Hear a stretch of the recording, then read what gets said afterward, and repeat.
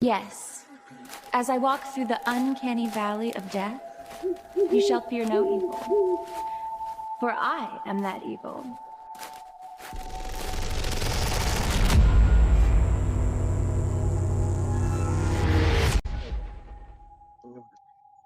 Good evening. Welcome to the Uncanny Valley. Today we're talking about Upgrade from 2018, directed by Lee Waddell. I've seen this movie several times. I really like this movie. Where are you at with this one, Charlie? I think it's not reinventing the wheel. It's a very simple revenge story. But I think for what it's trying to do and for the budget that this movie somehow utilized in the way it did, it is done very, very well. It wears its influences on its sleeve a lot. You can tell which movie is in Lee Winnell's letterbox top four before watching the video after seeing this. But yeah, it's good. I don't think it's anything mind blowing. I think it's got a lot of cool world building, some fun action. Yeah, it's a good time. I don't know how this one flopped. I feel like this should have been a slam dunk. It really should have. This is what I'd classify as a good little movie. A good little movie. Yeah, it's a really nice little movie. It's not doing anything particularly notable, but everything it's doing is pretty well pulled off.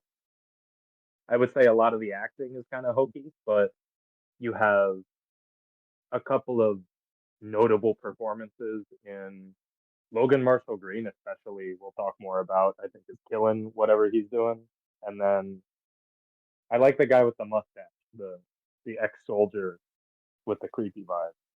The man that definitely would have been Willem Dafoe if he had more money to put into this. Yes, exactly. Do you know who he reminded me a lot of? I know you said you had a bad experience with this movie, but you know Willem Dafoe's character in Blue Velvet? No, I did not remember that Willem Dafoe was in Blue Velvet. But he's like a secondary antagonist in Blue Velvet. I need to watch Blue Velvet again. I watched Blue Velvet with my mom for the first time. It was not a good experience.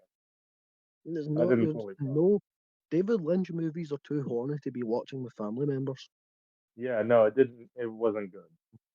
You could maybe slap on the Elephant Man or What Did Jack Do, and that's like your two safe bets.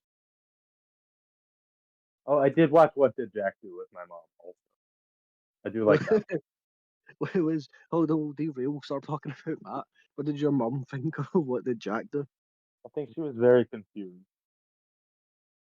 I feel like Jack's very confused. I feel like David Lynch was very confused. Yeah, yeah, that's accurate. Maybe. I don't know. The Oh, way that my would mom be a watches fun. things, she just lets it flow over her.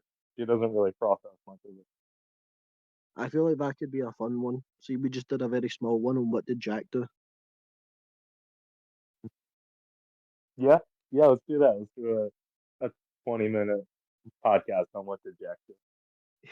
One day when we're both free and we have like 40 minutes, we'll do a very mini one for that way. If we ever need a break, we can slap out What Did Jack Do? I'd love that. That'd be fun. I think I saw you give it 5 stars on. Sorry, I'm still looking at this fetish iceberg. I don't understand how women contemplating dogs' knees is a fetish. Yeah, Charlie's been derailed by a fetish iceberg that he found. No, this is a list of Chrissy's fetishes I'm looking for. No, no, no. Excuse me. What's granulation tissue? Chris, care to explain? No, what is that? I don't know. Care to show your workings to the class? I do not care to show my workings because there are no workings. Chris, what's the Uh, difference between bore and cock bore? Help oh a my man god. No, we're not getting. This is getting too granular.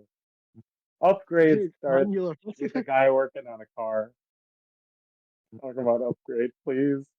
Please. Okay. Something that I thought was really notable was I went back to check. In this first scene, he's using his left hand a lot as his power hand. He moves the wrench.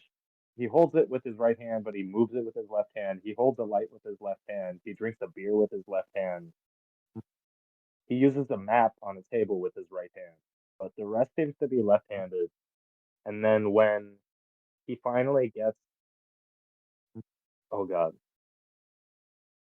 the AI implanted in him, STEM. When he gets STEM implanted in him, he signs the non-disclosure agreement with his right hand, which I thought was interesting that they made it pretty unclear if he was left or right-handed before that moment.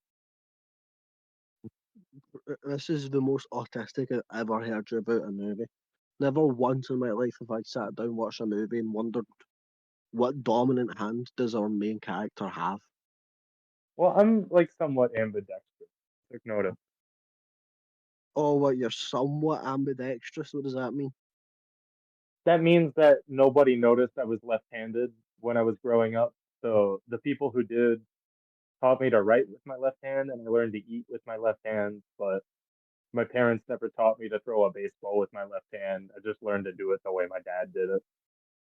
So most things I do with my right hand simply, except for eating and writing, which I'm left-handed.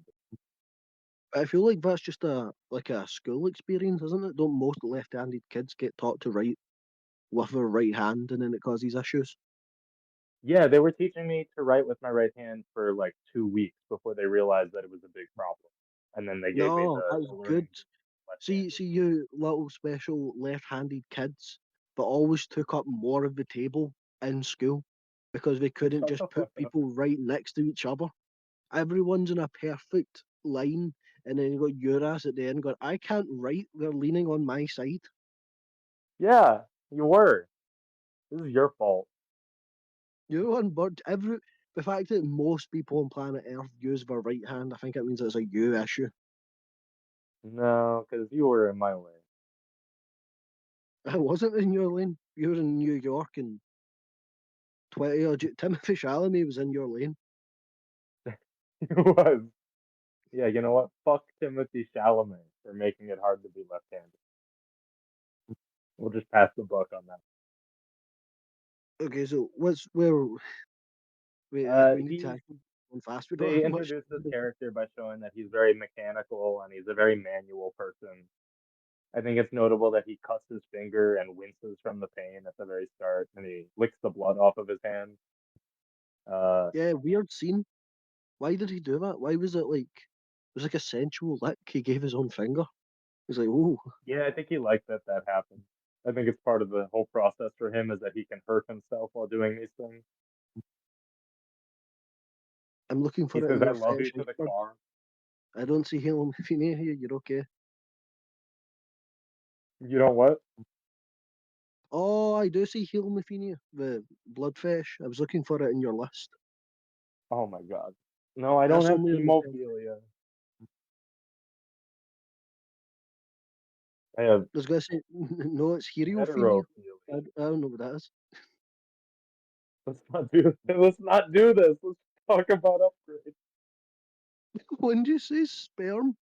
What does that mean? I don't know. I don't want to know. Surely if someone says I'm a sperm fetishist, you go, oh, so you're either straight or gay, depending on the gender identity of who you're talking to. Like a cum fetish makes much more sense than a sperm fetish to me. A sperm fetish is oddly scientific. Yeah, but It's like that's a you need a gonorrhea. microscope. I feel like that's not. It's like it's 2 feet down from like. I thought "ass to ass" was a song. Well, I suppose it's a. I don't think anyone's ever made that for fetish. Well, it's 2 steps down from docking. No. Oh my god. All right. So his wife comes home. She says, "Do you want to split a pizza?" He says, "Do you want to make a pizza?" She says, "That sounds like a lot of work." This guy seems cool. He's willing to just make a pizza. I like that as a baker. He Yeah, convinces I her to don't. go with him. That's pretty notable to meet this guy. So whatever Yeah, this plan was also from the start, strange. I guess Stem knew. Spoilers, spoilers for this movie, obviously. I guess Stem, when planning all of this, knew that he would ask his wife to go with him because she admires this guy. But it's interesting Yeah, that but he why asked. does he admire this little goblin incel man that hides away in his Gunner cave? I think his wife admires him, and I think he's supposed to be sort of an Elon Musk. His name is Aaron, Eron. I think he's supposed to be a little bit reminiscent tech He billionaire is, but but like our little, we'll just call him Elon. Elon didn't know that this man's wife was showing up. Is it not strange to be like, yeah, this little weird blonde man in his Gunner cave who's working on like billion-dollar projects? I made a car for him. I'm going to invite you without telling this man into his Gunner cave, and he's it like, is he's a rather rude man. It's not like if you'd spent any time with this man, you know it wouldn't be a positive experience to meet him. yeah, what's weird is that Stem knew that she would go with him and that he wouldn't assume that there's like obviously Stem would let them into the property, but they wouldn't know that there would be no security force saying, "Why is there another person here? What's going on? Why is this someone from a rival tech company?" You know, Okay, I don't well, know. talk about Elon's house. Is his house in uh like does it have an invisibility field around it, or is it just stairs downwards? I think it's just underground. I liked this a lot as a cost saving measure because you really just have to find this structure or build this little structure somewhere, and then the rest of it can be shot indoors on a sound. Yeah, like I thought this was this pretty man's smart like use of funds. billion-dollar mansion is just two hallways with some plants put in it, Yeah, yeah, and and it's really weird. bad cops, just really bad security. Well, to be fair, they got domed within like 0.2 seconds. I don't think it's fair to say they're bad at their jobs.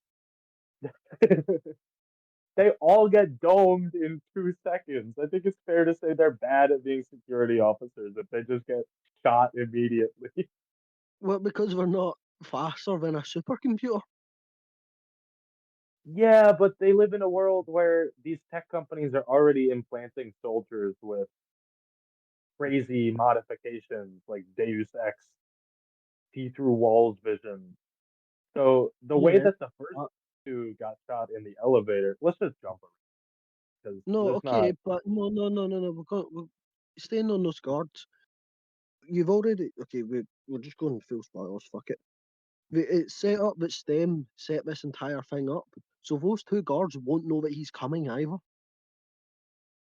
Any security systems for that building are probably down.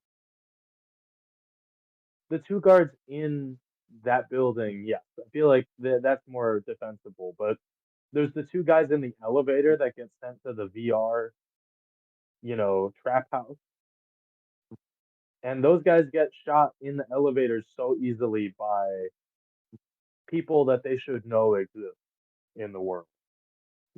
These soldiers that what Asha, his wife, at some point says, it's really easy to get someone killed now. You can find someone to do that pretty easily. So it sounds like a Yeah, but I part of feel their like society that these ex-soldiers are augmented and just out everywhere. yeah, but the level of technology that they are, it seems they're in like they have like They almost might have like been the cops. prototype versions of STEM. So I feel like most people aren't as technologically advanced as those like that very specific group of people. Fair. And they do have like they are augmented and kitted out with stuff from I forget the name of the main company, Asha's company, but it feels like STEM is in control of everything, including the rival company. Yeah, why? What's his wife's company got to do with anything in this again? Well, they outfitted these soldiers, which to me only really ties in with there's a guy Handley on the phone when his wife comes home in the first scene and says, "You can't be an idealist and a capitalist," which ties in with that, just saying, I guess they are military contractors first and foremost at this point, because they're all trying to create limbs for veterans, is sort of what she's talking about, and sounds like that turns into weaponry pretty quickly. Yeah, but the first one that he meets, that he says like he used to know at some point, he's like, "Oh, I'm not controlling this; it's someone else doing all this." So surely it's them that's fitted them out with the stuff That's what I'm assuming, to. is that STEM has control over both of these companies, because Aaron says that he hasn't been in control of his company for years at this point. So why would he kill his wife and not just fire her? I don't get why does she have to be there? I The wife is the biggest plot hole to me. It gives the character a motivation, but the way that she's integrated doesn't make a lot of sense. It doesn't make sense that he would bring her. It doesn't make sense that he would assume he could bring her and that they wouldn't be stopped somewhere. It doesn't make sense that the one military guy says the wife was just a bonus paycheck. So like none of it seems to fully line up, and I kind of just hand wave it with, well, the all thinking computer knew what to do, so it must have made sense at some point. The one thing that didn't make sense with the wife to me watching this is why is she with our main character? Because he seemingly hates technology and refuses to use anything that's in this new AI computerized world. Her entire job revolves around it. He wants to make pizza. She prefers a takeaway. They don't really. The only moment of bonding we get is that they like to fuck in their car in public, which is a crime, and I feel like your futuristic Tesla probably would have restrictions around that. Okay, all right, let's start with that seems awesome. I don't think there's anything wrong with fucking in your self driving car. Let's just close that out. I don't think we need to call that a crime. I'm not judging it, but I feel like in the world where you have so many cameras, it seems they're under 24-hour surveillance. I feel like you wouldn't be able to get away with that. I don't know. I mean, I assume they are being surveilled in the car. Someone's probably watching that, but also if you're living in that world, you would just adjust to it at some point, man. Like you gotta get on with life. You would just get used to having your cock on camera. Yeah, That's just a definitive yeah. yeah. All right then. I feel like any data breaches in this society must be devastating for the general public. Probably. Look, man, I'm not Okay. I'm not innocent. I could probably be I know you're at not risk. innocent. We had your fetish list earlier. Yeah, all right. I'm not saying I don't have a fetish list. It's just not the one you're reading. You're not into. No, you might be into that one. The elusive cock goblin. Cock goblin. If someone knows what the elusive cock goblin is, please write into the uncanny valley pod at gmail. We'll read your email off on air because we don't know what Or that means. fetish list. We'll read it out. Yeah, we'll read your fetish list. Why not? Don't send that though, because we No, would have. send it. I'll get Chris to watch videos and we can review them. Oh my god. Yeah, that'll be our side content. We're no longer doing the what are they called? What are the little videos you called? I have no idea. I remember when I was joking about us having an OnlyFans spin-off, it was the Uncanny Valley. We could do that. No, no, We you're should- the non-Euclidean horror media. I don't know what it's called. The internet, the YouTube videos Oh, that you the like. Uncanny Internet one. Yeah. What are those videos called? What do you mean? What are they called? What the Oh, analog horror things? yeah, analog horror. Thank you. Yeah, we'll What's that we'll got to do with review cock analog goblins? horror and we'll also review your fetish. Okay, I still don't know what this So, has to do with cock goblins. no, someone What am I write in thinking because of? we don't know what that Chris, not means. talking about cock goblins. We're supposed to be talking about a movie here. Yeah, you're the one who's kink shaming people. I'm not king Uh, shaming. I'm uneducated. I need that's a someone good to thing. enlighten me. We're in the car coming back from Aaron's house, and Asha says he's your last paying customer, which was an interesting line. I don't know what that means. That feels like world building we don't really get to understand. That I think he, it's just everyone's using these fancy Teslas, which they are just Teslas. I'd imagine like old manual cars are probably so rare, it's getting really okay, expensive to afford them. So he's like one of the last people working because they make a point later on that they're like, oh, you're one of the only people who don't use technology. You're the like perfect specimen. Which I mean, it's got to be more than one person. Come on, that's because it's not that far into the future. It's quite a that's realistic part of future, the I'd thing. say. Like maybe like we're talking like 100 years forward. I don't know It if sounds that's like that's everyone's implanted with a security chip first and foremost that lets the police track you. yeah, but a lot of countries nowadays have shit like that on your phone, anyways. True. But if I somehow had the military after me right now, they just track my phone or my bank card. Yeah, yeah, we're fucked. I mean, I'm okay. We're I'm not going doing to anything Newcross. illegal. I know you're up to Chris. Nothing, nothing at all.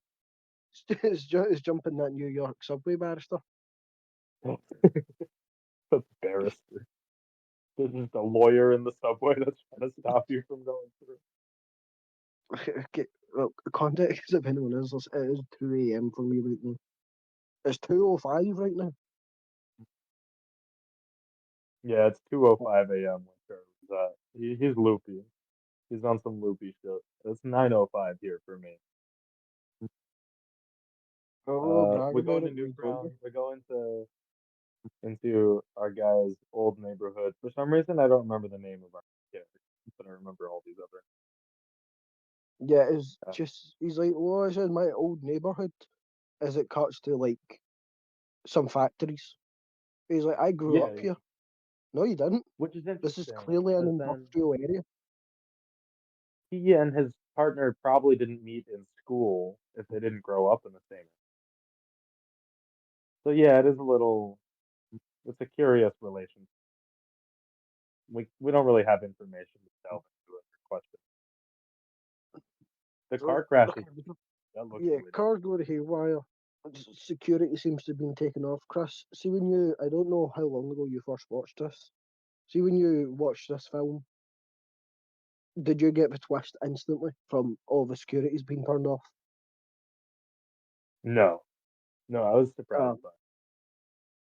I feel it might have ruined my enjoyment of the movie a little bit.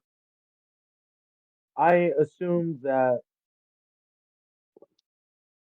I don't know. I think at some point I assumed that Aaron did it to test STEM, but I never assumed that STEM was. Yeah, but does it really matter? Does that twist really change anything? Other than, oh, Elon Musk wasn't actually the bad guy? No, not too intensely. I'm trying to really think about it because it has been several years. It was before COVID that I watched. Literally, the only Yeah, difference that makes is it's not him doing it, it's the chip, which he was doing it for the chip, seemingly anyway. true. Uh, no, I guess I wasn't thinking too hard about it. I feel like the movie does a decent job of pulling you along, that you don't question it too much. But yeah, I'm not entirely sure. What do you mean you don't question it? The entire, like, the movie's baseline is this is a mystery of why he was attacked and his wife was murdered. Which, They A, the distract car, you pretty easily. no, I because was more the focused on just baseline of it is following his them car gets solving the turned crime. off, which shouldn't happen. So it's like, oh, well, it must be someone higher up doing it. And then the group of people that attack him are clearly in on it because they paralyze him and don't just kill him. Look, man, I answered your question. I don't know what more you want from me. Are you yelling at me 6 years ago? I'm yelling at Lee Winnell Oh, for thinking he pulled an yeah, M. Night fair. Shyamalan on us. It's not. It's not as deep as it wants to think it is. I Uh, mean, I don't think it's too I deep. think the Well, so I don't think it's taking itself too seriously. no, it's not. I think the better twist in it is him like sort of dreaming about his partner in the middle, and then that becoming like Stem was testing how to put him in a fake reality. Uh, I think the way that they split at the very end is more interesting than the twist of Stem was behind it all along. Oh, is that what you read it as? I read it as, the whole motif that sleep is a cousin of death, and like him choosing to like end his life at the end was him giving up, and then his dream was like a little. It's almost like a little heavenly thing. You see where I'm coming at with it? I do. I don't think that that was. I think he's in sort of a sandbox instance of his own brain. I mean, honestly, it's not too bad, isn't it? It's like, oh, No, it isn't. you get your dream life. So okay then. They foreshadow it pretty well because he has a vision of his dead wife at some point, and she touches him, and he feels shocked. And Sam asks if he was dreaming, and he says no, that was something else. And then when he's in the trap house with all the people in VR, he says to the hackers, "I don't know why anyone would ever choose to live in a fake reality." And she says, "Because it's less painful than the real world." And I think those two things set up pretty directly that he will choose at some point to live in his own fake reality. Yeah, let's bounce about the place. What did you think of the weird VR room? Funny, a little bit weird.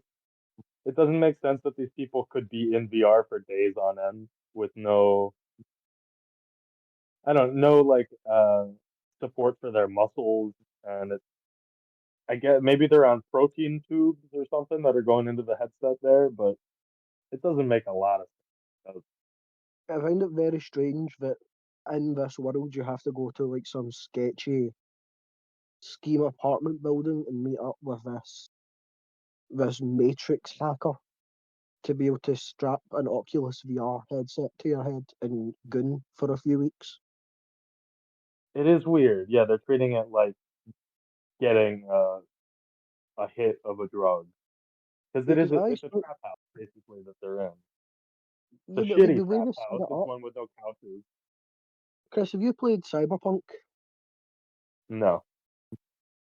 Well, in Cyberpunk, the way you get upgrades is you go to like these little schemy body modification places, and people go there to get like illegal implants and upgrades put on themselves. And I assume that's what this little hacker's warehouse would be, and not.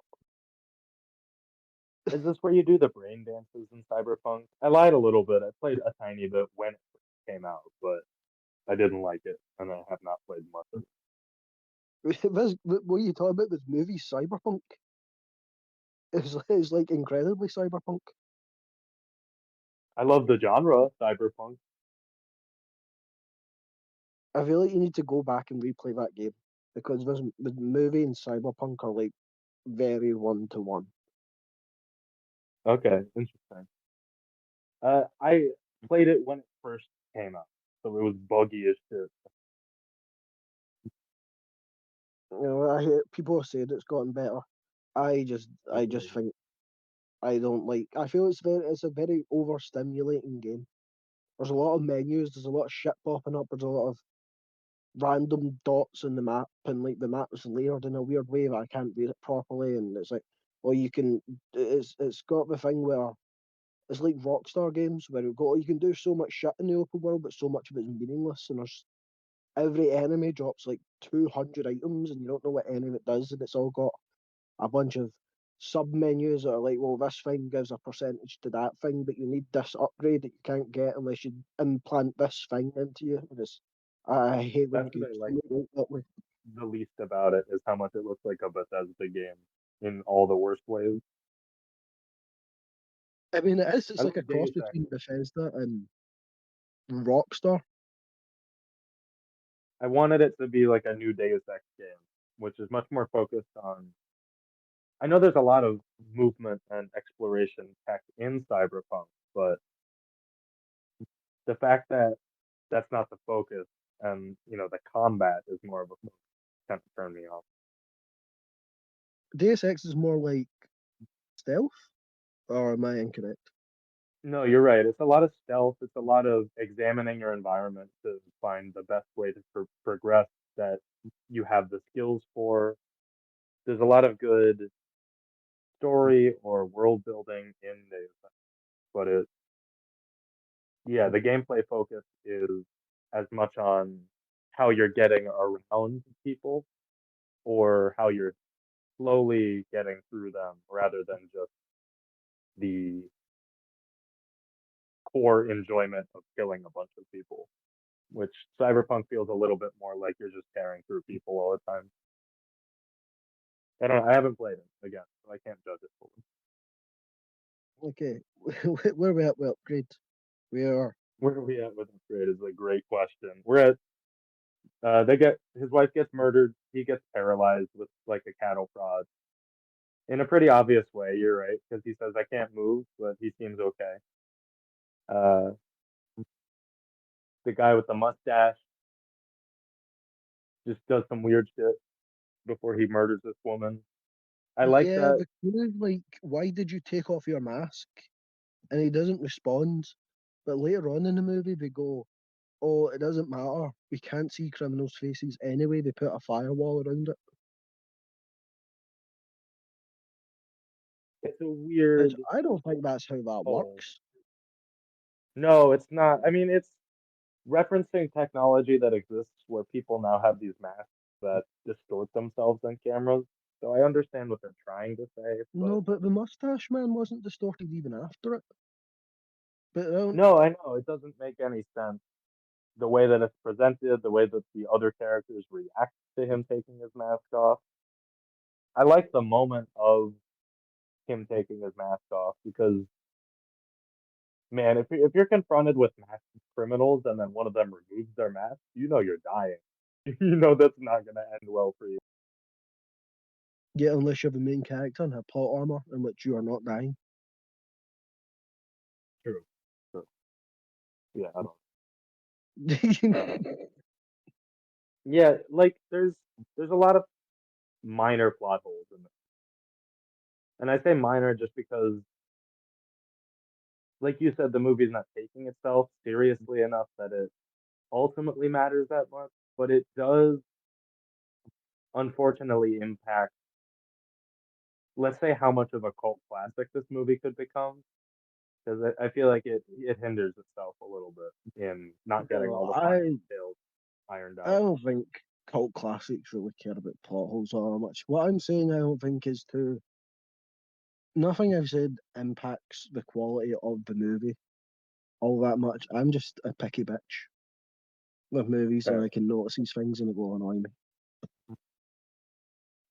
Well, let's just get through this. we get to 3 months later. He's paralyzed. He's living at home. He has all these new things installed in his home.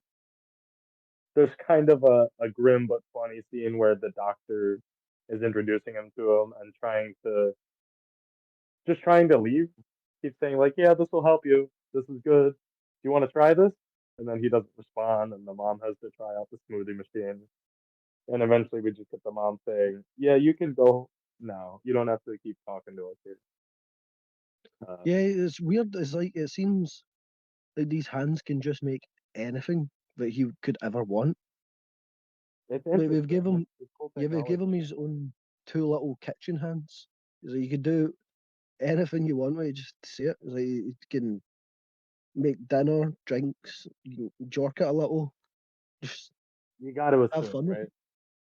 Well, if it. he could get it up, which probably he can't.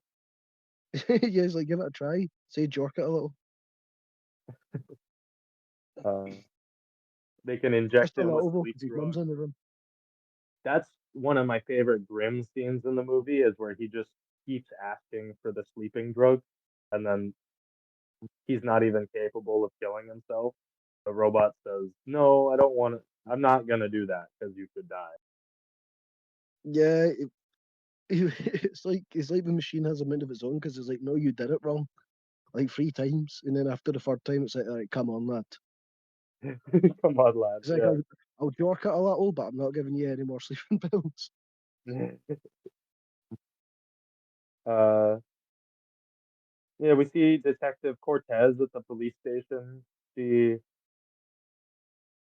uh, Or wait, she's going back to the house, there yeah, is yeah. one Go scene for it. I like where his mum's trying to cut his beard for him because it seems the nurses have just left him to bed rot for the last 3 months. They did And do that. Yeah. yeah, he breaks down crying. And I noticed in a scene later on in the movie, because she stops to comfort him, he has a slightly like misshaven beard. One side of his beard is slightly longer than the other. Oh, that's cool. I never noticed that. I see you with all your fancy notes. Shut the fuck up. That's cool. I'll look out for that next time I watch this. Yeah, It's I don't think it's too noticeable. I think it's when he goes back later after his mum finds out he can walk. It was a scene roughly about then, and I was like, huh, his beard's fucked up. that's cool. Um, yeah, it's weird that he does have the big beard because then you might start to assume that he has bed sores or something like that, which it doesn't seem like he does because that would Also, there's hurt. no, Got they didn't give his him nerves. any robot that could shave his beard for him. It's a bit of an Yeah, oversight. nobody. He's like, you've got the drug robot, the Jorkut robot, and the protein shake robot, but past that, that's all your insurance is going to cover. No, they didn't get the beard robot.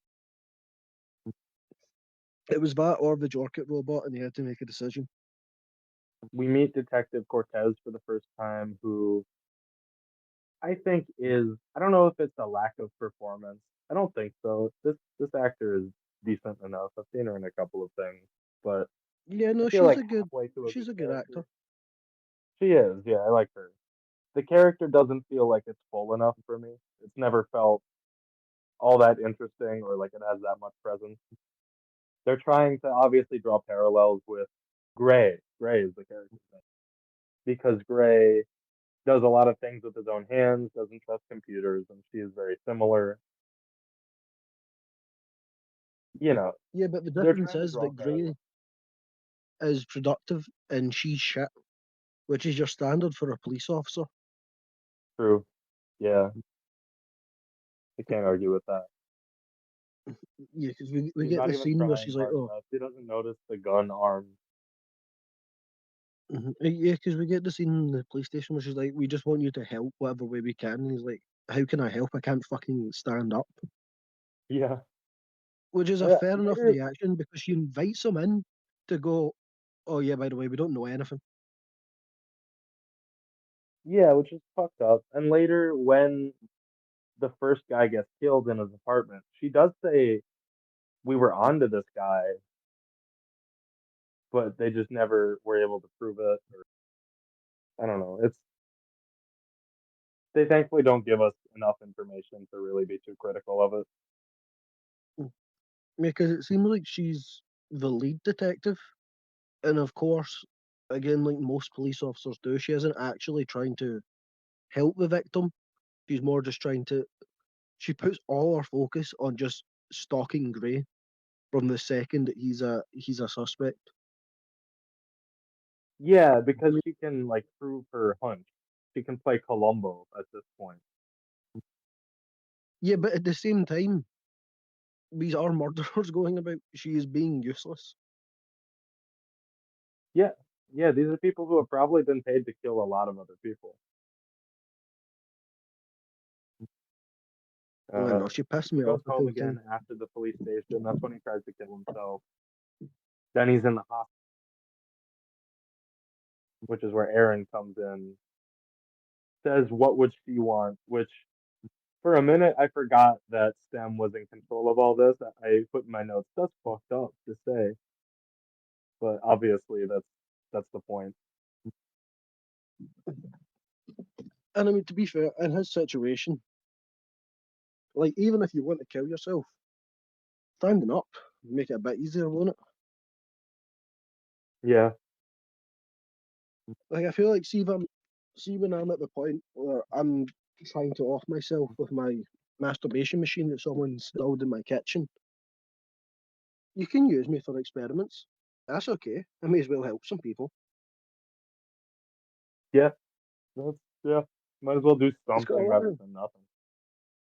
yeah, there's a lot of similarities with Elon Musk's brain chip. What's your thoughts on the Elon Musk brain chips? I don't know anything about a Elon Musk brain chip. He put like chips in a few people's brains, and there's like one guy, he's like, oh yeah, I can sit and play. I think it was Civilization 5 in my brain, and he just sits and does that all day, Oh my god. which is kind Uh, of hard to be fair. That's yeah, that's crazy. imagine you're bored at work and you're like, fuck it, I'm booting up Fallout, I'm That booting up would Cyberpunk. that would be so bad for just my general productivity, which is already not As we great. say, ADHD would be through the roof the second those things drop. But think I would about it, just you pull up can guitar tabs in my brain. no, do you know you would get stuck in a loop of fucking TikTok doom scrolling. You're not being Yeah, productive if there's a computer in your head. no, you're Imagine the right. goon Oh my god. rates. You would just be in a dark room covered with your own cum. That's the end you result of the brain shit. need a machete to get through. It'd be like one of those old wilderness movies where we're cutting through the branches. It's it's growing. It's like a spider's nest at this point. You're like you're in a cum cocoon. It Oh my just god, swells and cocoon. shrinks as you breathe. Jesus Christ. It's We like go to this it's one of those operation. elusive cock goblin videos again. Someone save them. Not the elusive cock goblin again. We go to this operation, which I want to mention because this is the most Deus Exy that this whole thing feels. Is this operating theater? It feels just like the intro to Human Revolution to me, Walk me through the rather intro than to what Human Revolution. it's. He gets the main character gets killed by three. Ah, sorry. Was it my hamster bit me? He thought I was food. Well, Theo is really a menace on the pod. Yeah, he was sniffing me, and usually when he sniffs for too long, I'm like, okay, he thinks I'm food because that's that's a thing hamsters can do. But I thought he was behaving there, but that's not. Oh my god, that's that's some crazy. I don't want to call him an idiot because he's your pet, but Oh that's no, he very is. funny. He's a dumbass. Don't worry about it. Okay. Yeah, that's immediate behavior. I like that The he intro, makes like a recurring cameo in about half of these episodes. yeah, yeah, he'll keep showing up. We started recording and my dog did a big bark at someone in the hallway, so his cameo got cut. We started over. You could start it with that. You could start it with us going, ah, We'll see, we'll see. Maybe you'll get a little preview. Uh, but this operating theater, it's like the intro of Human Revolution. Our main character gets basically murdered by three augmented terrorists who uh, are assaulting a manufacturing facility for augmentation, and then he gets put into an operating theater to get augmented himself. It's very similar, honestly, in a weird way. Just the whole premise leading up to this point as well. But the visuals as well gave me modern Deus Ex vibes, which I really like. you know, the surgery reminded me weird of Sam Raimi's Spider-Man 2. See the Doc Ock surgery scene?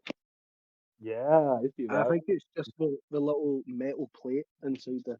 Hold on, I'm trying to fix my hamster's cage, but his spays have been caught on the lids and they're now like floating, and he's freaking the fuck out because he's like, "Why is Oh, on my foot?" Oh no, he's pulling him down himself. Don't worry, he's got he's got it. it. Theo's got it. Okay. I feel like surely a surgery this advanced, you'd need more than just a little chip on your vertebrae, surely. You would think, because I don't really understand how he can feel pain. I have to assume Stem is faking it, is like making him think he can feel pain by stimulating his brain And and he's, his receptors in his brain, are you sure he which can I feel guess is pain? just how it works. Go ahead. What point in this movie does he feel pain? Uh, in the see, what's funny is I was pitching this. I was talking to a lot of people at work before I watched this about this movie because I just really like some of the filming techniques, which I'll talk about. But I pitched it to someone and I said, and he can't feel pain because he's paralyzed, but he can. There are points where he gets hurt, and then in the bathroom scene where he is being interrogated, and then after he fights these guys, he starts interrogating a guy. When that starts, Stem says, "I'm cutting off your pain receptor." Oh, is I that not think just they taking his added pain? that in post because people didn't understand that he wouldn't feel pain. I don't know. It doesn't make sense. Because he can definitely feel it on his face. His face isn't paralyzed. His face works. Yeah, but there's at least one point, I can't remember when, where he does feel pain. But that scene specifically, Stem says, "I'm cutting off your pain receptor." And I remember that because it struck me as something I thought wasn't a part of the movie. I thought he just couldn't feel pain. Yeah, if I is a fucker, I don't think he feels pain. Was there no Yeah, I point in this think movie where he reacts? it doesn't make sense. I think Stem is making him think he feels pain, if anything. There's a lot of this Fair movie that warning for watching it background for, noise. I'm eating a bounty. okay, watching this movie for I think the fourth time, I was clocking a lot of moments where Stem might be lying to him, which I found interesting, such as, we need to go into this guy's house to find proof to bring to the cops when I'm pretty sure Stem just wanted him to murder this guy. There's a lot of moments where Stem is convincing him of half truths or to take one step when Stem really wants him to take four or five steps ultimately. Yeah, cause, no, could you make that a point where, like, yeah, we needed you to, like, clear up any evidence at the end, did we not? Yeah, and then also when he's clearing up the evidence, uh, let's get to the scene pretty quickly, this fight scene, but I'll talk about after it really quickly. He kills this one soldier in his home and Stem remembers where all the fingerprints were, but Stem must have remembered that there was a boot print on the porch and just didn't say anything about it because it would lead the cop to them and help them close up that loop. There's no way Stem didn't realize they left a boot print. No way Stem I don't didn't know. know that the police would see him rolling down in his wheelchair. Right, right. So there has to be some level of plausible deniability that Stem is operating off of. Well, I mean, the We plausible get to the deniability would be he's in a wheelchair, but by the end of the exactly. movie, he's been reported that he can walk. Yeah, but the everyone who was involved in that, I mean, in part because this is a low budget movie and there's like 5 characters total, but everyone who was involved in that is dead now. So no one really is readily aware of that, and he's not being tracked by cameras like everyone else in the world is. Yeah, but surely the Let's just police officer breeze would have through. like Go ahead. sent in, "Hey, by the way, it's definitely this guy. I'm following him. I'm following him." Yeah, you're right. There are a lot of plot holes in it. A lot of very small plot holes that don't affect the overall quality of the movie, but a frustrating amount to analyze. I'm gonna breeze through. Let me know if you want to talk about any of this. No, He but goes we need home to talk about after. the scene because Holy shit! that's where All you see right. a mouth split. Very, very. It's strange because a lot of this movie isn't too like the violence isn't too far, and aside from this one death, because like this movie's R-rated, I'd assume, just from that kill alone. You're talking about a thing after. All right. Let me. I'm talking about the Jesus first fight. Christ. Yeah, no, we're not there yet, man. We're not there yet. No, he gets home with Stem. Stem appears. Stem talks to him. Right? Right? He looks at the crime scene footage. Then he realizes who he needs to seek out. Then he goes to the guy's He home. goes, "Stem, Now you can enhance talk. him." Yeah, he He's has sitting, his he's enhanced. pulling up some shit. He's doodling some Jesus stuff. Christ, man. Just give it a second. What am I giving a sec? What do you mean? He's in his house. He's talking to Stem. This is where he doodles some shit. He sees Stem enhance image.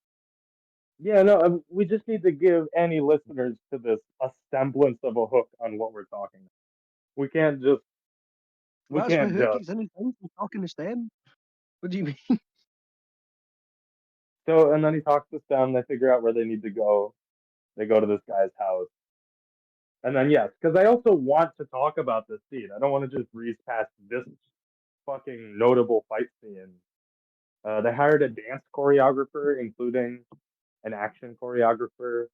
And one of my favorite things about this movie is they implanted, well, not implanted, but they put an iPhone on the lead actor while he's performing all his choreography. And then they have the Ari Alexa camera they're using sort of in a steel housing that has leeway to move and tilt, and it tracks the iPhone on the actor's body, and it makes him the focal point of everything, so that the world is moving around him and he is safe.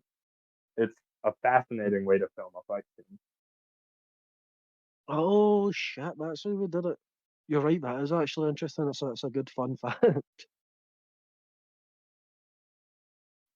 I think he used it a little bit in his Invisible Man movie as well, Is that not how Danny but Boyle used iPhones during 28 years later as well? I wouldn't be surprised. I hope For a more lot of people them. start doing it. I think it's really fucking smart. Yeah, I'm pretty sure he uses it for the chase scenes for that specific reason, and then the 360 arrow shot that you always see online. I don't think's that good. So cool. Yeah, I don't remember the arrow shot that. I'll be honest. You don't remember the arrow shot? It's like, oh, Danny Boyle, you wouldn't shut the fuck up marketing that film. Is it like on the bridge right outside of the community? Yeah, it's when he's in the woods and he launches an arrow through one of the the bloated zombies' heads, and then it like there's like a freeze frame, and it goes, and you I see all I around it. I barely remember that. I'll be honest. I like that movie a lot. I give the movie a good rating, but Oh, Bone Temple's out soon as well. I'm so excited for the Bone Temple, dude. Oh man, Jack O'Connell's gonna fucking kill it. I can just feel it. he is. He always kills it. Have you ever seen Tower Block? You like a Tower Block?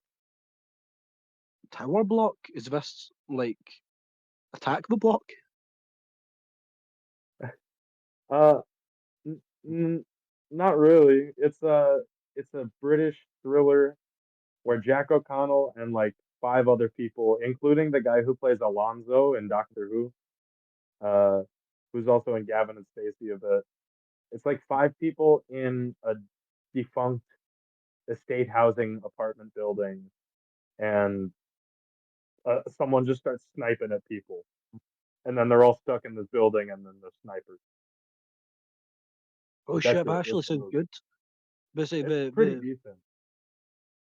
I know Jack O'Connell mainly from he's in This Is England as a child, then he's in Skins as a teenager, and Yeah, I then know he's in him. He's Eden Cook Lake. in Skins, right? Huh? He's Cook, He's yeah. Cook. He's Cook, and then he's in Eden Lake as one of the Oh, he asshole is in. kids, and then Sinners, and then 28 years later. So I mean, for being Yeah. as I wouldn't say young, but as being as like it's strange he's like up and coming despite being like in his 30s at this point. It's like people have only started to hook onto, oh, hey, this guy's great in every single thing he's in. Yeah, this is the run he should have had off of Skins, really. It's the same with most of the Skins actors as well. They're all starting to pop off for some reason. Spoilers for Skins. Skip 5 minutes ahead if you want to watch Skins. I didn't realize he was still alive in Skins. I thought Cook died when he confronted that guy at the end of the season where Freddy dies. Yeah, but that's because Skins Gen 2 is written terribly. Oh, okay. He should be dead, right? That guy should have murdered him, the big serial killer. No, he's well. To be, he pulled up on him with a cricket bat, did he not? That's true. Yeah. He's Did you also not see fucking Cook. the Skins season 7 where he split it into certain characters like individual arcs, and there was one of No, Cook when he was older. I did not. You did not. Oh well, Cook killed him, and that's like a big part of his character going forward. No, I ended that season thinking Cook died also. Well, so you think And Freddy died, and then he ran into the house, and then also died? yeah,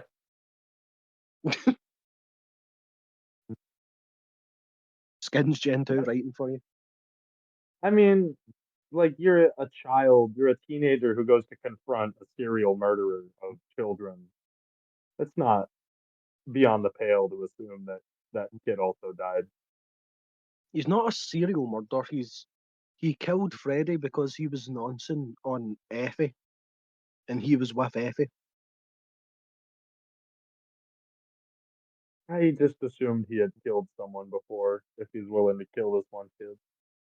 We don't need to get into the Skins talk, I guess, Yeah, but well, next week we'll do Skins Gen 2. yeah, I like that No, someone no. died in every season of Skins. That was my big hook when I was younger. You didn't know how someone would die, but someone always died. What in Skins? Yeah. No, I watched it 3, 4 years ago, and then I was shown all of Gen 1, and I was like, oh, this is actual incredible writing. Even if I don't like all the characters, this is incredibly well made. And I was like, okay, we'll put on Gen 2. And I was like, what? This is the biggest piece of shit I've ever seen in my life. Aside from Interesting. Cook, nothing was watchable. Everyone was terribly written, everyone was terribly acted. None of the plots made any sense. And then I heard that Gen 3, no, yeah, Gen 3 was even worse. So I was just like, yeah, I'm not even bothering. I think 3 was the last one.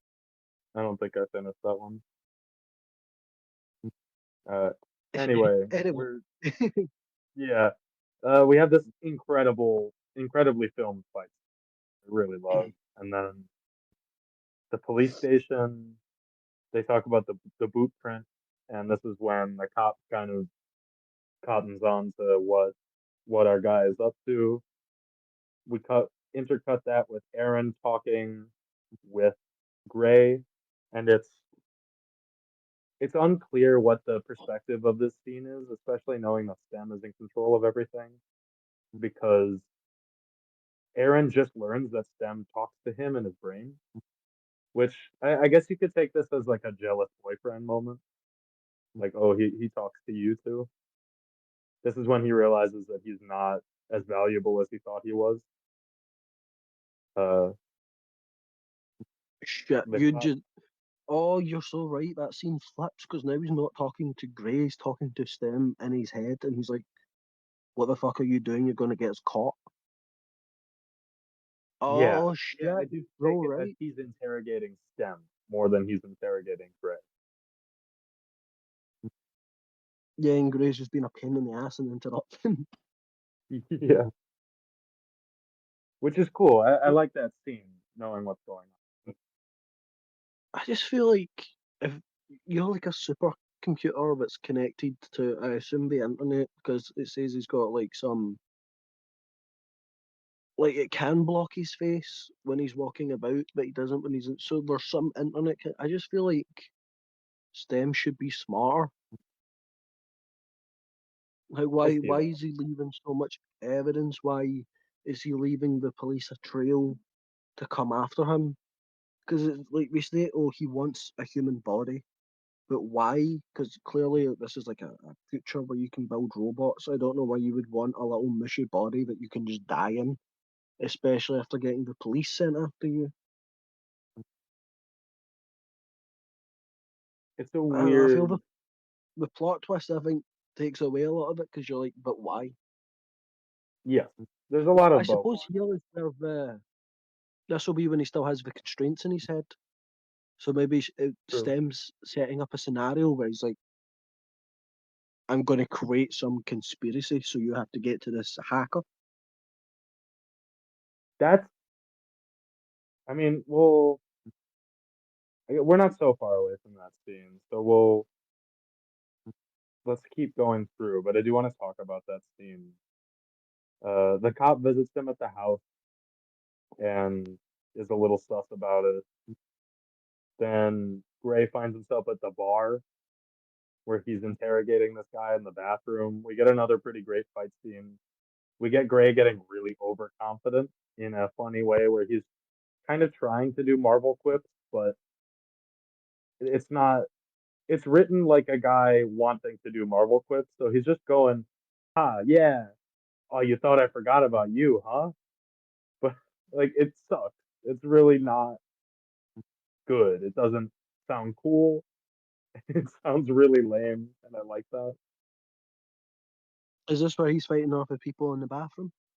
Yeah, yeah. There's a bit of a scene in the bar that I passed over where he's pretending to be in a wheelchair, and one of the guys who assaulted him and his wife takes him into the bathroom and tortures him. And this is when they shut down his nervous system. But yeah, then he's bouncing off the walls, fighting all these guys. He tortures this guy in a pretty gruesome way. It's a fun scene where he looks away while Stem tortures him, and then he looks back Well, and is pretty I mean, it's horrified. not the worst torture. He gets some gash marks across his face, but like you could reasonably get up and walk that off. Your face would be fucked. But for You would the think way that the guy you're dies. acting, yeah, but like that wouldn't kill you. No, like an infection would kill you from this before anything. And he's a Maybe he big bled fella. out. Again. You're not bleeding out from some stab wounds to the face. Yeah, but they were slashing. It was a small knife. There's a lot of slaps. Yeah. It was lines. He'd cut lines through his face. He's looking like big buff Hellraiser. Really was buff Hellraiser, yeah. Uh, Maybe when that's we get where he Mustache Man. learned. Does he get the hacker's address from this guy? Yeah, because Elon sees that he's at this bar that he told him not to go to, so he's like, "Oh, I'm gonna shut it down manually." So Stem says, "Oh shit, I know a guy that knows a guy that knows this person. Here's the codes. You need to run. You've got 5 minutes." This is the best tension in the movie to me because this is when I started cluing into, oh no, you really don't want them to have his safeguards removed. Whatever that means is, and you get that this character wants his autonomy and wants to not be shut off, but there's no way that this computer getting safeguards removed is a good thing. So I thought this was a Yeah, really good moment. the guys who not seen Spider-Man 2. This is like the plot of Spider-Man 2. It kind of is, yeah. It's the arms trying to control Doc Ock. Well, what is it called? It in that the inhibitor chip. That was Yeah, the inhibitor yeah, chip. the inhibitor chip. To be fair, that wasn't coded off. That was hit with the power of the sun, which I think gave it a bit True. of a boost. Yeah, and it still didn't fully work because he was able to walk himself into the ocean or the whichever river around New York City. Yeah, but I feel like the way the inhibitor chip in Spider-Man 2 works is it pushes up his ego and his violence more than it creates it. Like I don't think Okay. it's it how can I phrase it? It's more it It lets his lowers darker his side impulse come out more. control. Yeah. Yeah, because for fucking it used to always freak me out as a kid, but when he figures out the inhibitor chip is broken by the docks and he turns and goes, "Yes," or he says, "Go," puts on a little evil voice. Yeah, yeah, he does a good evil voice. This is what you're missing in Upgrade. When it got turned off, he just stood up and went, "Good," and then screamed as loud as he could. There's a pretty good scene. Well, first we meet this weird hacker who I think is fun. I forget their name, but this Yeah, Australian remind me, who's the trans character from Matrix? Oh, Switch. Switch. Yeah, yeah, yeah. Yeah, they're a little bit Incredible. split. They look, sound, and do the same job as Switch. Not Which meant again, to. you can tell what movies and Lee Winnell's top four in Letterboxd True. before turning off this movie. We can breeze through. Oh, they successfully disable his uh, safeguards. A couple cops try to find him at the warehouse, but they get killed very quickly by this former military augmented guy. They have a big fight scene. Gray uses one guy's arm cannon to blow his head off. They talk in some behind the scenes interviews about they had two fake heads to use, and they fucked up filming the first one when it blew up. So they got really tense about this last fake head, and they thankfully got it all on camera. They got it all to go off right. So that was convenient, I suppose. It's a shot that's Yeah, always cool, but you don't get in enough movies. The slapping the gun back into someone else's face. it's great. It looks great. He gets the fucking Gallagher watermelon head destroyed. The only other movie I can think that does it is, strangely, Halloween Kills, which I think came out about the same year. Interesting. Have you not seen Halloween Kills? I have. I don't remember Oh, it's the that only much. scene I remember from the movie because I remember going, "Whoa!" in the cinema. I think it's someone Is goes that them to all shoot fighting a Mike gun at Myers at Michael the Myers. beginning? Yeah, and he kicks the Okay. car door into his hand, and it slams his arm back and shoots him in the face. Oh, that's good. I gotta watch that again. That's my favorite of the three. Oh, ooh. I think the first one is good. I think the second one is bad but fun. And then I think I haven't seen the third one. There was too much discourse, and I just was not getting involved in that when that came out. It's just kind of not worth watching, to be honest. Uh, the first one takes itself too seriously to me, but that's a Yeah, but I discussion for like the another day. series I'm Michael sure we'll get Myers. through I'm a defender of Rob Zombie Michael Myers. Not the it. I second one, haven't seen the first one. it. Okay, You've not seen either? no. Okay, the second one is horrifically bad, but there is a strip bar murder scene, which I think is like a peak Michael Myers scene in the second one.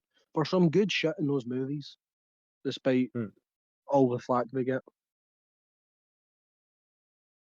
I want Let to me. touch on this. So he escapes after all this. Gray escapes, and then the guy with the mustache goes back to the bar to investigate. And no, no, no. This is all sort of happening concurrently. I just want to before they get into the whole fight scene, the guy with the mustache goes back to that bar and sneezes termites at the bartender, and they eat his brain. Yeah, it's like Pretty cool. little hair follicles that go Little inside of them. nanobots. I don't know if you can Yeah, control them. They're that's freaky. cool. And he alludes to having Super more scary. powers, but you don't really see any more of them as the film goes on, which is a little disappointing. It is, yeah. And then in the fight scene at the very end, he doesn't feel that imposing, although it's very fast paced. The final fight scene between them, which helps. Yeah, well, we'll talk about that fight scene when we get Yeah, to it. we'll get So Gray gets home and his there. mum's like, "Oh, what the fuck? Oh, you can walk. Hmm? Yeah, she goes, oh, you can walk. Yeah," and he's like, "Oh, that's the least of my problems right now." Um, this is also when the police officer shows up, isn't it? No, he goes to sleep because Stem's like, "What are you doing? We're coming after you to kill you." And he's like, "Nah, mate, I'm knackered. I'm I going to need to bed." sleep. This is when Stem is testing his VR on him because this is when he has the vision about. I feel like surely he could just let Stem control his body and he could go to sleep. That's what I was thinking at the moment. Because his brain can rest and Stem can just keep doing whatever. You'd think. Anyway, yeah, this is where we get Oh, the wife dream sequence that we mentioned earlier. Um, the police officer, she shows back up, does she not here? And she's like, "Okay, you've been at two places, two people have died, you're clearly lying." And he's like, "Nah, can't walk." What do you say to that? And she's like, "Aye, fair enough," and then leaves. But she's left a she's sort tracker of in his house. pretending to want to buy the car. It's sort of her. No, her wanting to buy the car was earlier. This is because Oh, he okay. This was is she was spotted. checking the boot print. Gotcha. Yeah, her wanting to buy the car is earlier. This is when she comes into his bedroom to leave the little tracker. Right. Oh, yeah. We see that. We see her plant that in the chair, and I guess in his car as well. At some point. Mm. I think it's oh yeah, because he finds it on him later. So maybe she left it in the earlier scene when she was looking about the car. That makes sense. It would make sense. There you go, Chris. That's rewatch number 5 for you to figure it out. Hell yeah. But, And then she's following him on the highway, right? yeah, she overhears that he's like, "It's them we need to stop murdering cunts," and Stem goes, "Nah, let's keep murdering cunts." And he's like, "Yeah, they're fucks." It must be But so funny So for her to listen to this conversation because it's just him going, "We need to stop doing this." Pause, pause, pause. Oh no, what's that? Pause, pause, pause. The bug gets destroyed. Oh, I mean, to be fair, she probably just thinks he's on phone to someone. True. It's I do have another piece of trivia about the making of the movie where the guy who played Stem, the actor, they had him on set, so they didn't pre-record voice lines or anything. They put him in a soundproof booth with a microphone, and they put him in the ear of the main actor. And so for all these dialogue scenes, they are talking to each other actively, and there's some improv going on actually. But everyone filming on set just sees Logan Marshall Green talking. Nobody can hear what Stem is saying. So that is what he came off as while they were filming him. And apparently, a lot of people filming at the time were just going like, "Yeah, I guess this will play once we actually edit everything together." I feel like that's so much more difficult than just getting some voice lines. I think it is, but I like that coming out of that, they were able to improvise and create more of a dynamic between, because I feel like that does come off more than say Tom Hardy and Venom talking to pre-recorded versions of himself. Like that kills. In Venom also, that's the best part of it is Tom Hardy talking to Venom. But in this movie, I think you get more of a push and pull between them. Well, yeah, because in this one it's supposed to be one's manipulating him, and in Venom it's a gay relationship. True. That's interesting. Should have made an alternate cut at the end where him and Stern But just decide to get together. I love that. To your point, I think this was a good idea to bring that relationship to life more fully.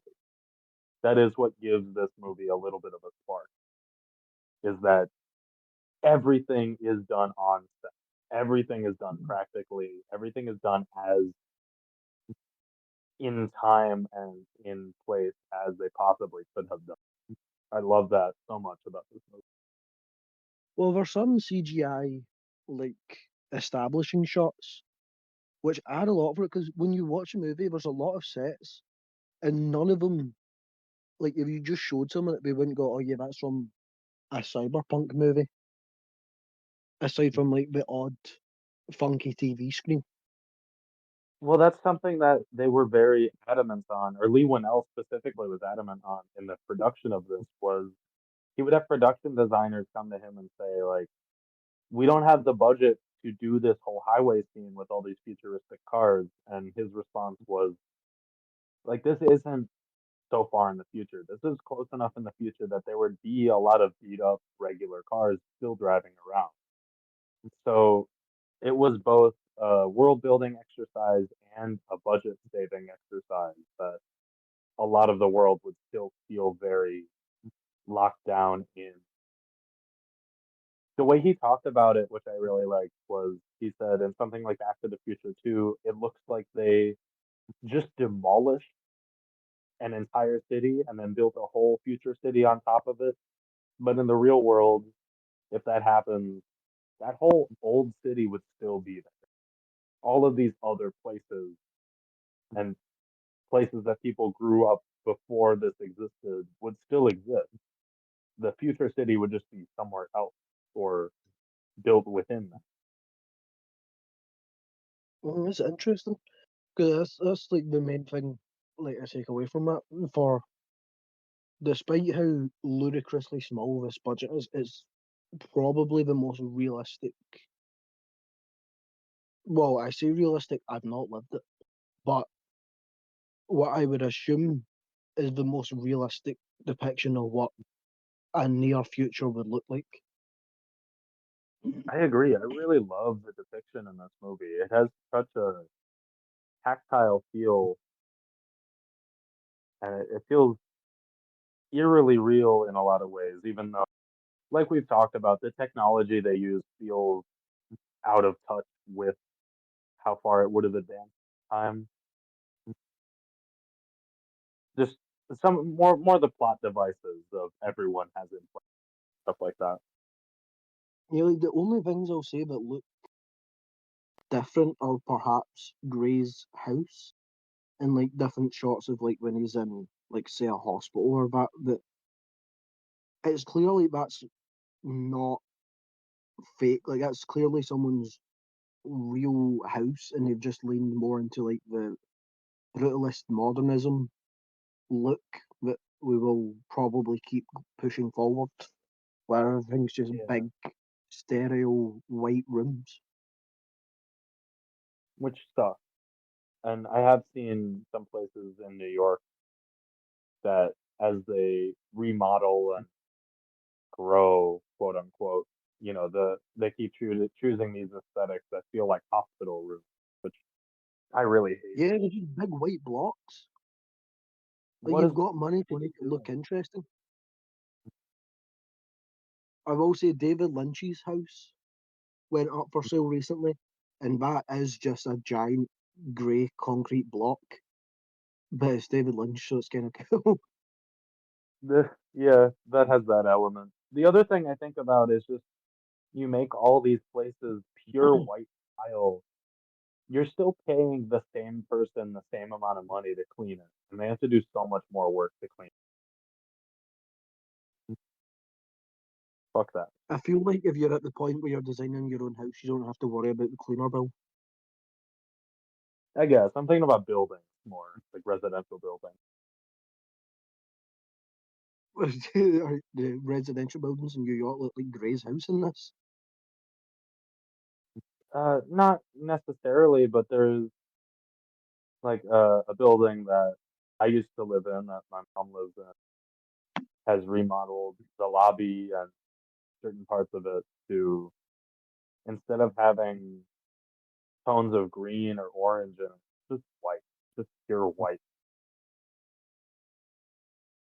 I mean, you can only hope some point in the near future we go back to the Art Deco style. We get like a more clockwork orange look about the houses. Yeah, I guess we'll see. There's a lot of different architecture. I'm not trying to generalize too much. Just in what I've seen that is relevant to what we're talking. Okay, so where we at? We're at the car chase scene. The car chase, yeah, Cortez, she just gets knocked to the side. And they have what's not super remarkable in a modern context, but for a $3 million budget movie, just having this small car crash that results in the cop car stalling out, like that's gotta cost some money. That must have taken some planning. Yeah, and it's not like a short or like badly edited car chase. Like it No, goes it on for looks a good great. while. It's I it feel like looks Lee great Vanilli while had also a lot of looking friends like helping uninteresting. on set. Sorry. So I feel like Lee Vanilli must have had a lot of friends helping on set to be able to, because this shot alone should have cost millions. Well, he talks about the people he had working with him on set. A couple of them, like the lighting guy working on the movie, just worked on Silence with Martin Scorsese before this. The Steadicam operator worked on Fury Road. The stunt coordinator worked on Fury Road. So he had a lot of good help partially because he was working in Australia. Yeah, but he still like assembled the fucking Avengers. They were like, Yeah. Oh yeah. shine through. I think he killed it in making this work on a $3 million budget. It's insane what he managed to pull off. It's funny. He talked a little bit about Aquaman was filming in Australia at the time, so he had to fight with James Wan a little bit to get the good help he got. Well, I mean, to be fair, James Wan took it. He's a bit of an asshole because how much did fucking Aquaman cost to shoot? Too much. I'm going to make a rough guess. Hold on, I'll look it up I'll as look we're it up. talking. I'm going to say 250 million. I would assume maybe Okay. even more because it's mostly underwater. 160 million. I would say that's decent for the amount of stuff in that movie. It's Aquaman still too budget. much for a movie, but Oh, 160 to 200 million. yeah, it's you're not totally off base, but it's slightly more impressive than you're giving it credit for. Also, I just assumed with a lot of CGI and stunt coordination and Jason Momoa, and you know how studios like to waste money. Jason Momoa probably didn't get a big to that, right? He wasn't Jason Momoa yet like that. Yeah, but it would have still been in like Batman versus Superman for a bit, and I guess. it's I mean, good I to would see. say he'd get like 10 to 15 million, not like a $50 million paycheck. Yeah, well, Johnny Depp's ex, what's her name? Amber Heard. Amber Heard would have cost a lot. Willem Dafoe would have cost a lot. The No, guy from Amber The Heard, I'm sure Conjuring. got way less than everybody. Like putting all of that drama aside, women just don't get paid the same amount as their male counterparts in movies like that. I'm sure Amber Heard got 5 million, where Jason Momoa and Willem Dafoe got 10 and 20 million, something like. Well, there was also what's the guy from the Probably Insidious, not that much. Insidious and Also, Conjuring movies? Patrick Wilson. I hope Patrick Yeah, Wilson got 100 million. I love Patrick Wilson. There's a video of him performing a Queen song dressed as Freddie Mercury on YouTube. Go watch it. see, I like Patrick Wilson, but I don't think he can act very well. Interesting. And well, to be I don't fair, know. Willem I might Dafoe, be biased. I just like him. I might have a guy crush. it's a very strange man to have a man. Like, if you said Jason Momoa, I understand. If you said Willem Dafoe, I'm like, yeah, I get it. Patrick Wilson, I love Patrick Wilson. he just looks like someone's dad. He can sing. He's cool. I like his vibe. So what? A lot of people can sing. Yeah, well, I don't have a follow up. I just like Patrick Wilson. I can't say much. Okay, Fargo. I think Fargo season 2 is where I really started like he was in Watchmen, and I knew about him from Fargo season 2 is where you bring up Fargo so much on this fucking thing, man. that's a good show. Really, between your dog, my hamster, and Fargo, that's like the holy trinity. You can make a bingo out of them. I don't. I want to note that I don't even love the Fargo show that much. There's just a lot of good performances in it. I love Timothy Oliphant in the season he's in. I The think you movie brought is. that up in the show before. I'm sure I did. I love Deafy. Mostly because Timothy Oliphant's playing just his character from every other show he's in, but he's playing a Fargo character now. Okay, so we're past car chase. Now we Gray's go to driving Aaron's off home. to find Mustache Man. Oh yeah, sorry, no. Yeah, we still have the big confrontation there. So he meets Mustache Man in a warehouse basically, and then they have a quick back and forth, and then I kind of like this. He talks Gray into being too emotionally charged so that he's taking more control than Stem is, and he almost kills Gray as a result of this. But then Stem convinces Gray to do the same thing and insult his brother, and that's when he turns the table back. Because I Uh, have a question about this. You know the behind the scenes. This yeah, entire fight choreography, is it from the Matrix? Because every single scene during that fight, I was like, huh, I feel like I've seen this in the Matrix. I can't say. I didn't get any of that specifically from the Because it interviews, but I wouldn't starts, be surprised. no, it starts with the train station fight between Neo and Agent Smith. And the villain in this is very Agent Smith coded. He talks very similar. And we do the whole trying to hit each other, but they keep dodging, and then they try and fire guns at each other, and the bullets keep missing because they're pushing it past each other's head. And then we go to the back of the room, and it seems to be when Neo starts to learn how to fight when he's fighting Morpheus in the dojo, and then Gray gets thrown into a wall again, similar to how Neo gets thrown into a wall by Agent Smith and starts getting the shit smacked out of him. Interesting. I'm, No, I I'm didn't get sure any of that. every single punch was taken from the Matrix. Huh. I may be I wrong. like that. No, I can see it. And The Matrix was filmed in Australia, right? That's why Hugo Weaving is in that. So I can see Oh, that being not only his inspiration for the movie, but also just either they worked are the with Wachowskis a stunt Australian? choreographer who worked on The Matrix or someone who really admired The Matrix.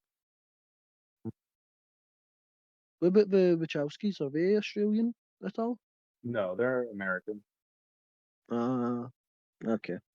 I was like But this was the absorbing point things. in time where, like, the Star Wars prequels were being shot in Australia because it was cheaper, and I think because there were less unions there. George Lucas was very Also, big on no union. I wonder why. It was cheap. Okay, so we get the whole fight. Awesome death scene. He falls onto a pole and slowly slides down it. You love to see just a slow, agonizing death. But how is it he finds out? Oh yeah, he tells him before he dies. He's like, oh, it was Elon Musk that orchestrated all this. So, well, that was like the final scene, but here's the final scene where he goes back to Elon's goon cave. Yeah. And he does dome these two cops, these two rent-a-cops right away in a very funny scene, walking through one of two rooms that exist in this home. One of three rooms, including the operating theater. This whole scene I'm a bit fuzzy on, so you're gonna need to walk me through it. What goes on?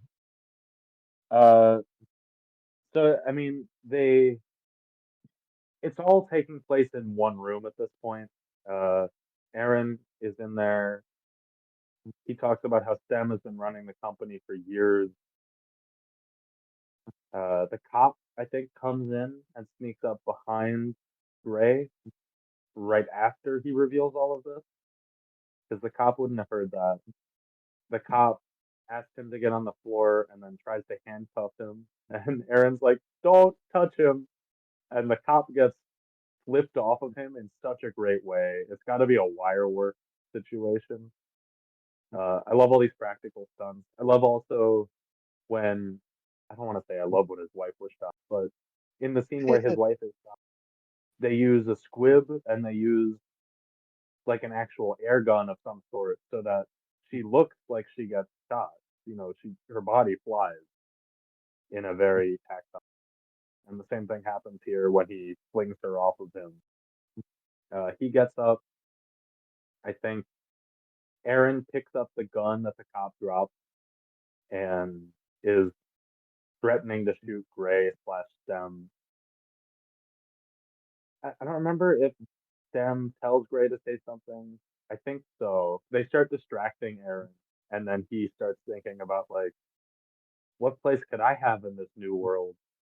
And then next thing he knows, Gray is right in front of him with a little knife and stabs him in the side of the head. I think there's a knife in his hand at this point, like a stigmata, basically. So he just slaps Yeah, him in the side of the head. the police woman tries to stab him and he catches it. No, he tries to stop Stem from killing the policewoman and forces the knife Oh, he through his own stabs his hand, hand down. which works for Yeah, about okay. 2 seconds. And he stabs Aaron, and then Yeah, in like a kind of comforting way, almost. He was yeah, like holding it's his head. it's interesting. And Aaron sort of has a quick death, and then Dem is holding the cop up, choking her on the floor, and then I forget what happens, but she's up against the wall, and he I think this is where Sam breaks him because he says to use the taser on me, and he does, and then he shoots himself, and then wakes up with his wife in the bed. Uh, but then it sort of flash cuts back. The first time I watched this movie, I was upset when they did that cut. I thought that was the end of the movie. I thought he successfully killed himself. I don't know why. Obviously not. They do a quick cut back to now Stem is in control. Now it's there's no more Gray. Now it's just Stem and Gray's body. And he says Gray is not here anymore.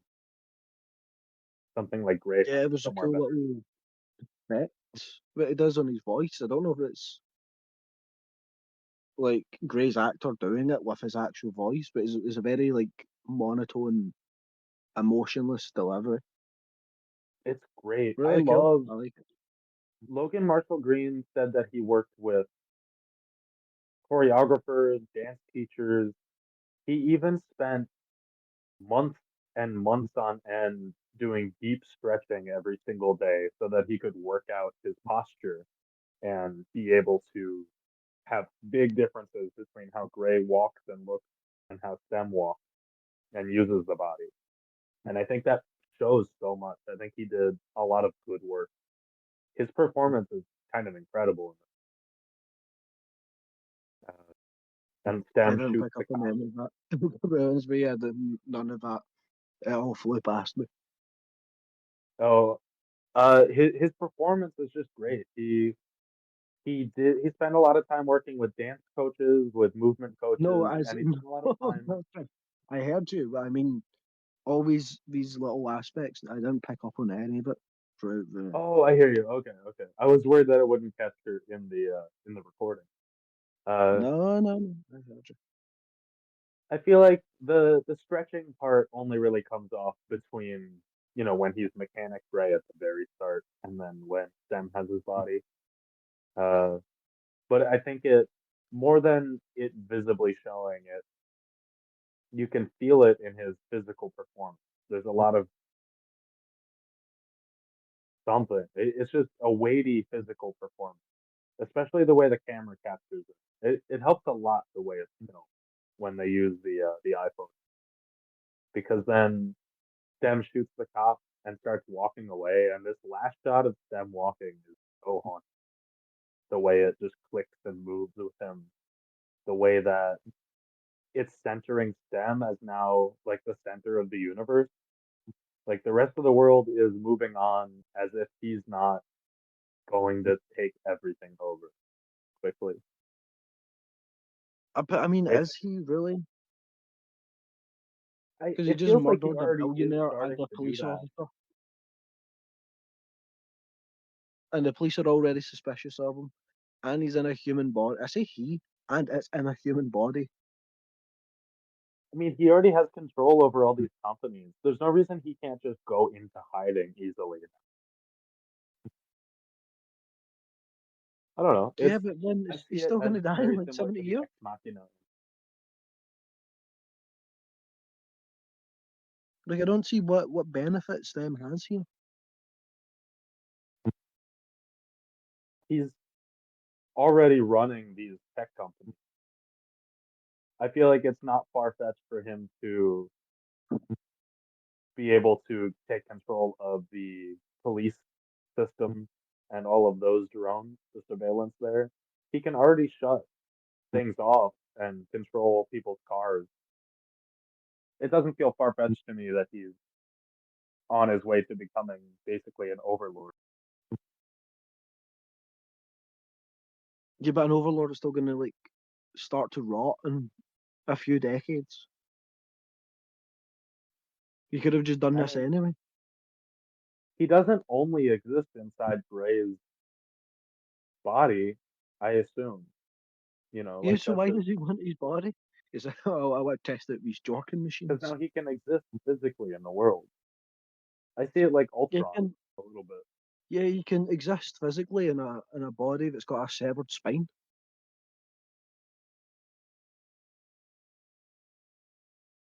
Well, okay. But surely that demands extra processing power. I guess. I don't see him as having an issue with processing power. I think this just comes down to a difference in interpretation. And I don't think affects. This is still an eerie ending to you, right? The way that he ices the cop and then just the way specifically the cat he is the center of frame entirely. There's not even the human reacting, the head reacting to what the body's doing anymore. It's just this guy moving independently and doing his thing now.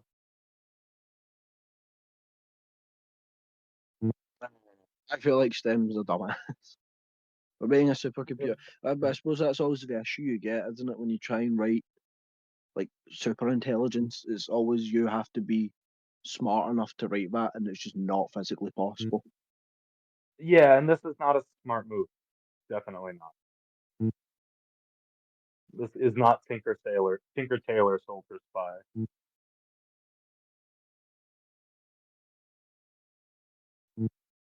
But that's most of it. I'll double check my notes. I don't think I.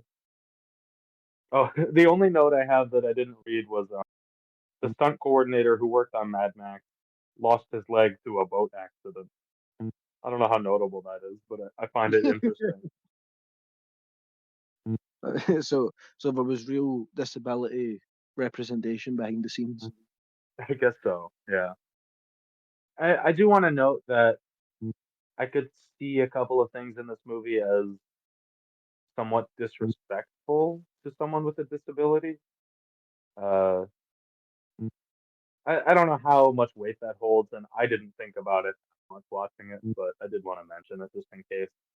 There's a scene where uh, this man who now can walk fine says, "You thought I was an invalid." I don't know. It just struck me as a little weird tonal. Well, that was upgrade. Good movie, not an amazing movie, but fun. Also, debatably a horror movie. The second time you pulled a stunt on Yeah, it's more of an action sci-fi movie. I just got really excited when you mentioned it last week because I me. haven't watched. I'd pretty God your ass doesn't get excited about like Brokeback Mountain one day. All right, if I get excited at Brokeback Mountain, that's none of your Well, it'll be if you force me to talk about it. business. Do Like you in my have uh do you have an idea of what we're doing next week? I figure we should.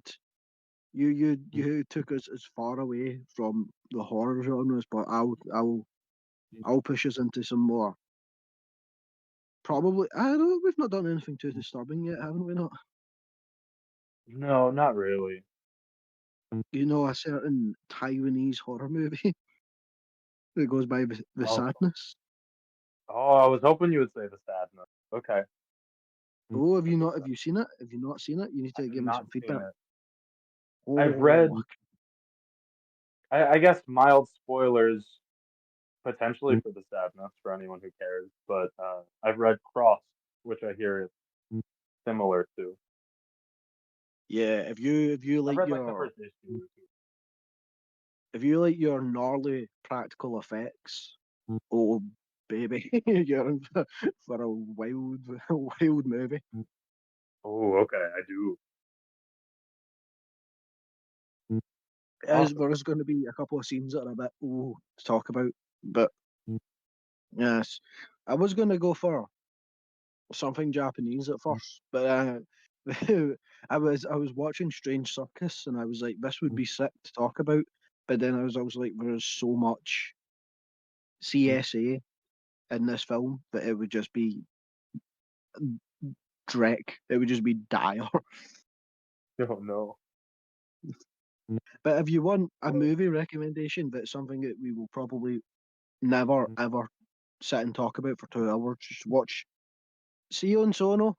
I get he's a bit rapey, but I mean it's a Japanese director. What am I supposed to do? Strange Circus. It's a banger. Strange circus. Okay, I guess Keep that one in mind. You should know his other movies. Have you heard of Suicide Club or fuck? Is it Noriko's Dinner Table? Noriko's Dinner Party? No, I haven't heard of either of them. Not heard of Suicide Club. No. If you ever get off your hunch about Japanese movies, then we might do Suicide Club. All right, I don't have a thing against Japanese. Stop doing this. No, until until you say Perfect Blue is a 10 out of 10, it's going to keep happening. God damn it. All right. Well, you heard it here. We're gonna watch The Sadness next week. Uh, Follow us on the Uncanny Valley Pod at Instagram. Email in at theuncannyvalleypod@gmail.com. Email about Upgrade, about The Sadness, about a past episode. About your Email in fetish. your fetish trees. Yeah, your fetish flow chart. And if you know who the evasive cock goblin is. Yeah, please tell us. We're curious, but we don't want to Google that. We don't want that. Because All I right. feel like without evasive, it's a slur. But the fact that he's evasive makes me question. Makes it more curious. Yeah. Thank you for listening to this demented episode of the Uncanny Valley.